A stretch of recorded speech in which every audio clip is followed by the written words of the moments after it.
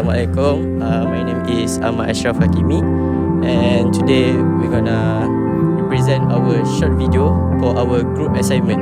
So this is our group member. Sekejap, nanti aku call balik. So, a good example of an oligopoly is Celcom Axiata Berhad. Celcom Axiata Berhad is one of Malaysia's biggest telco companies and is part of the Axiata Group. In Malaysia, they are one of the three biggest telco providers alongside Maxis and also Digi. So what makes Celcom Axiata an oligopoly? I will explain that in 5 key factors. First is the number of competitors. There are relatively a small amount of competitors in the telco industry in Malaysia, and all of them try to outdo each other in terms of pricing, coverage, speed, and also value-added services. Let's talk about product differentiation. While all of these companies in Malaysia pretty much serve the same thing, telco communications, Celcom tries to sell themselves apart in one way, and that is through innovative solutions. They create tailor-made solutions for a variety of users. There are users who are maybe the regular users who just want to have high-speed internet, and there may also be users who are like businesses who have larger users for the telecommunications. And through this way, Celcom is able to keep the loyalty of their customers. Third is barriers of entry. To enter this market, there is a high initial cost. First, you will need to secure valuable spectrum licenses, you will need to build infrastructure, and you will also need to have high amounts of investments into R&D. These high costs make it hard for newcomers to enter the market. Now, let's talk about cost efficiency. Given economies of scale, larger firms tend to enjoy lower per unit cost compared to smaller ones. With substantial investments already made, these companies benefit from spreading overhead expenses over a vast subscriber bases, improving profitability. Finally, pricing strategy influences consumer choices significantly. Since there aren't many choices available, even subtle changes in tariffs could sway consumers towards one provider or another. Therefore, careful consideration goes into setting prices that balance revenue generation and also maintaining market share. To sum up, Celcom Axiata exemplifies how oligopolies function in practice. Through strategic product differentiation, navigating high barriers of entry, maximizing cost efficiencies, and carefully managing pricing strategies, they compete fiercely in concentrated market dominated by a handful of powerful players. Thank you.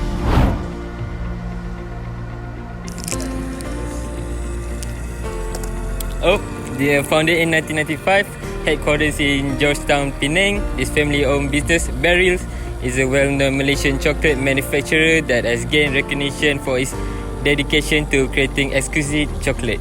The company offers a wide variety of delicious products, including truffle, chocolate covered nuts, praline, and chocolate bars. Barils has established a reputation for producing chocolate of remarkable taste and quality by prioritizing the use of premium cocoa.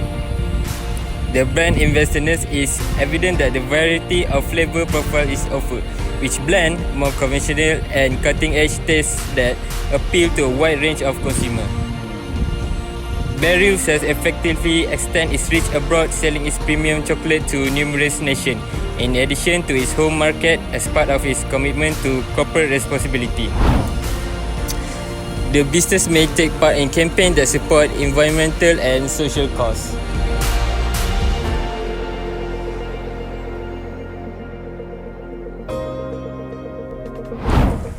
Since Barils is a company and type of confectionery and chocolate industry, there was a huge number of competitors. For instance, in Malaysia, we have Cadbury, Kit Kat, Kinder Bueno, Ferrero Rocher, Toblerone, Mars, and so on. Lastly, Barils is a chocolate company that differentiates its product through unique flavor, high quality ingredient, and creative packaging. Limited edition and seasonal offering create exclusivity. So now talk about monopoly firm. I choose TNB. So TNB is Tenaga Nasional Berhad. So Tenaga Nasional Berhad was founded in 1949 as the Central Electricity Board to provide electricity to Peninsular Malaysia. So So I'll talk about TNB transformation. Tenaga Nasional Berhad changed its name to Tenaga Nasional Berhad after it was corporatized in 1990. So the main line of business, which is TNB's primary business, is electricity generation, transmission and distribution. It is critical to ensuring a stable and consistent power supply throughout Peninsular Malaysia. So now I'll talk about number of firms or competitors. TNB is a government-linked company with a significant market share in Malaysia electricity power, generation and distribution sector. TNB has a dominant position in the energy sector despite the presence of independent power producers, IPPs along with other players. So next one is a product differentiation strategies. It is because electricity is a standardized product differentiation in the energy sector is frequently limited. TNB can distinguish its product through service quality, dependability and renewable energy initiatives. Barriers to entry. Because of the significant capital investment needed for infrastructure and the regulatory complexity, the electricity sector frequently has high entry barriers. TNB takes advantage of these barriers to be a major player, making it difficult for new entrants. Cost efficiency. TNB cost effectiveness is critical for keeping electricity prices competitive and profitable. Investing in current and effective energy production technologies helps to reduce costs. Influence of pricing strategy on consumer choice. It is important to remember that the energy industry, including TNB, is vulnerable to government regulations, concerns regarding environment and technological advancement. These external factors would have an impact on TNB strategies and performance, and the company seems to be working to diversify its sources of energy and improve sustainability. It is best to consult the company's most recent annual documents, official statements, for the most up-to-date as well as particular information about TNB such as current events, financial performance as well as strategy initiative. Competition market structure is a market where there are a lot of sellers and buyers, which means both sellers and buyers are huge or infinite. And then many sellers and buyers, so the price is not based on sellers and buyer. The price is based on supply and demand. And then they sell the same product. Example like store A sell vegetable and store B also sell vegetables.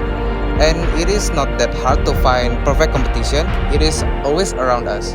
Example like traditional market.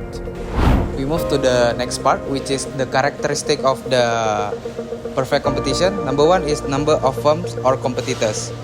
An important characteristic of perfect competition is the existence of a huge number buyers and sellers.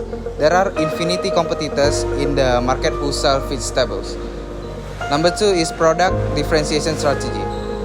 There is no specific strategy to sell the product because the market sell homogeneous product or identical product. Number three is barrier to entry. Free entry and exit, meaning that the seller can open the business if the business profitable, and if it suffers the loss, the seller can close the business, and it is not that required too difficult license to open the business.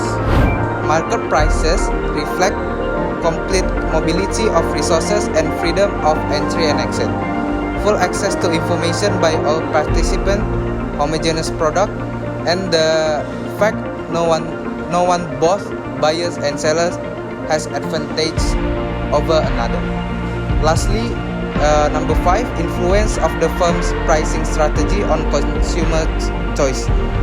There is no specific strategy to sell the product because the market sell homogeneous product or identical product. Example, store A sell vegetable and store B also sell vegetable. So the price not determined by the seller or the buyer, but the price depends on the supply and demand. So yeah, thank you for watching, and that's all from us. Thank you. Bye.